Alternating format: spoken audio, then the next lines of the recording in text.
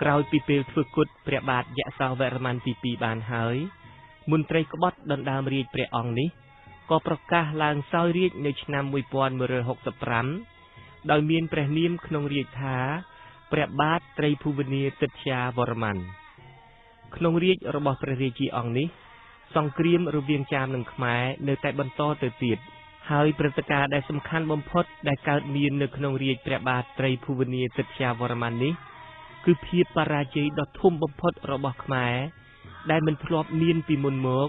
ដោយចាមបានវាយកបានក្រុងអង្គរនៅឆ្នាំ1177ដោយស្ដេចចាមទើបជ្រែករាជ្យបាននៅនគរចម្ប៉ាមានព្រះនាមថាជ័យឥន្ទ្រវរ្ម័នទី4ដែលបាននាំទ័ពជើងទឹកដោយមានជនជាតិចិនលិចសំពៅម្នាក់ជាអ្នកនាំផ្លូវឡើងតាមទន្លេមេគង្គរួចឆ្លងកាត់ទន្លេសាបមកលុកលុយក្រុងអង្គរបានហើយធ្វើគុតស្ដេចជ្រែករាជ្យនៅកម្ពុជានេះគឺព្រះបាទត្រីភូវនាទិត្យាវរ្ម័នសុគតហើយប្រទេសចម្ប៉ាក៏បានកាន់កាប់និងដាក់នឹមត្រួតត្រាលើប្រទេសកម្ពុជាអស់រយៈពេលជាង4ឆ្នាំ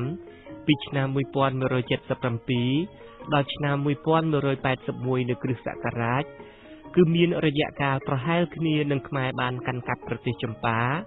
ក្នុងរាជព្រះបាទសូរ្យវរ្ម័នទី2ពីឆ្នាំ1145ដល់ឆ្នាំ1149ដូច្នោះដែរ